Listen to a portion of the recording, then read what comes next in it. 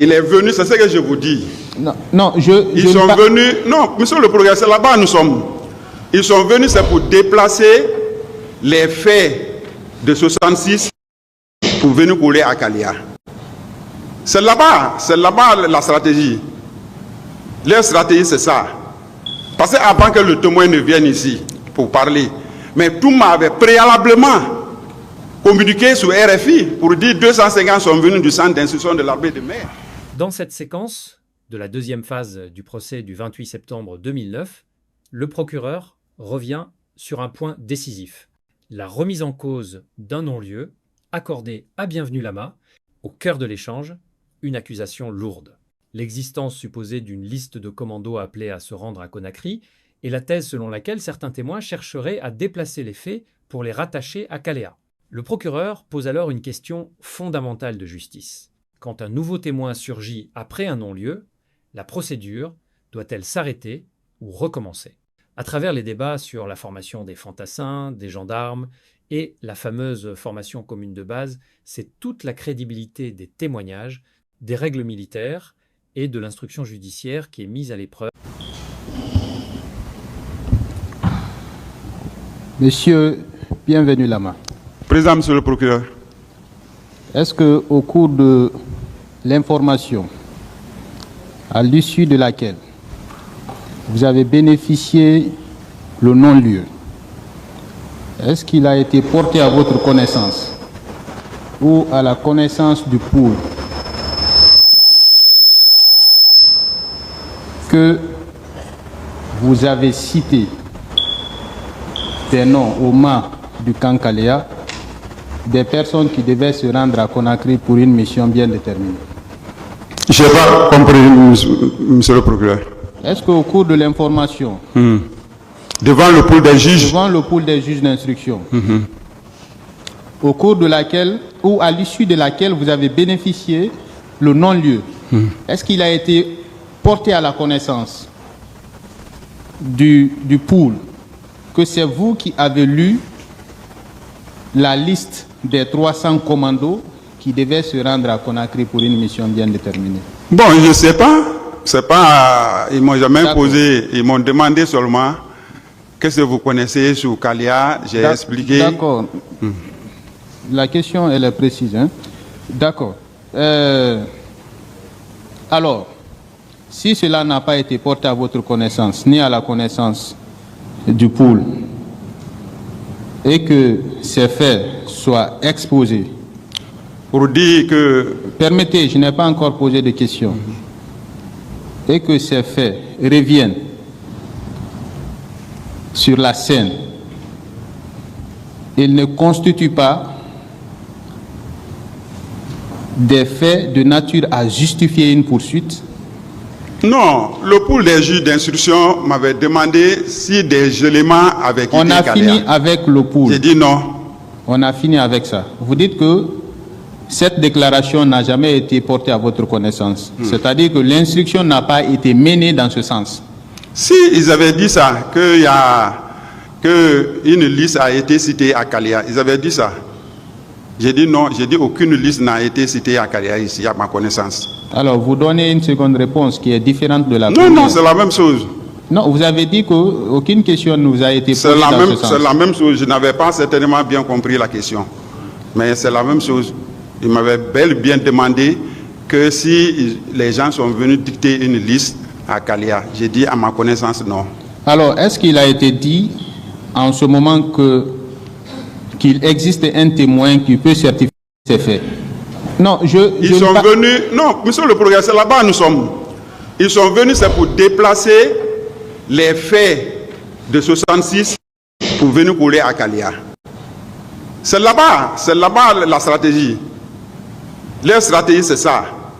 Parce qu'avant que le témoin ne vienne ici pour parler, mais tout m'avait préalablement communiqué sur RFI pour dire 250 sont venus du centre d'instruction de l'armée de mer. À supposer que qu'une autre personne soit là.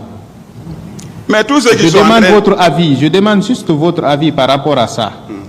C'est-à-dire qu'une autre personne est à votre place, qui avait bénéficié du non-lieu, et qu'un témoin surgit qui dit telle personne qui avait bénéficié de non-lieu, je certifie que c'est lui qui a procédé à tel acte et à tel autre acte. Si Est-ce ça- que ce n'est pas de nature à fortifier les charges Ça ne peut pas que fortifier. le On juge doit d'instruction avait estimées légères?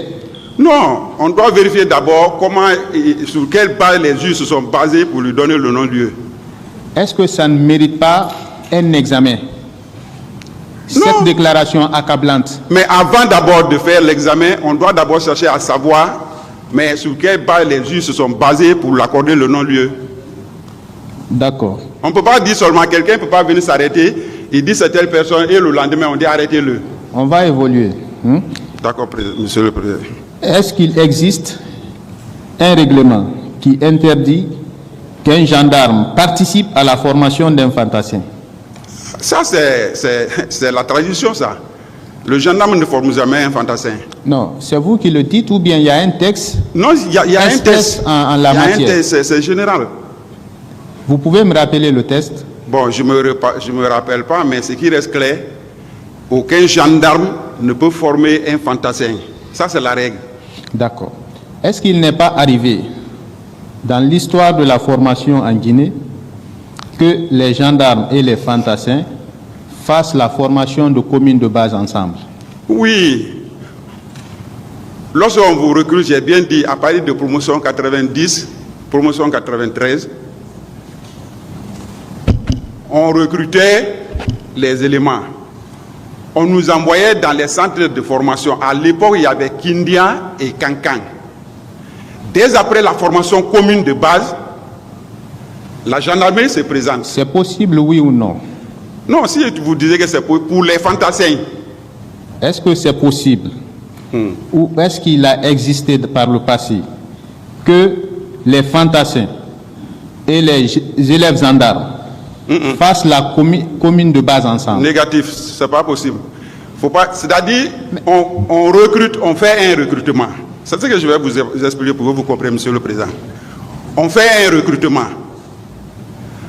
À la fin de la formation commune de base, la gendarmerie se présente. La gendarmerie organise un test.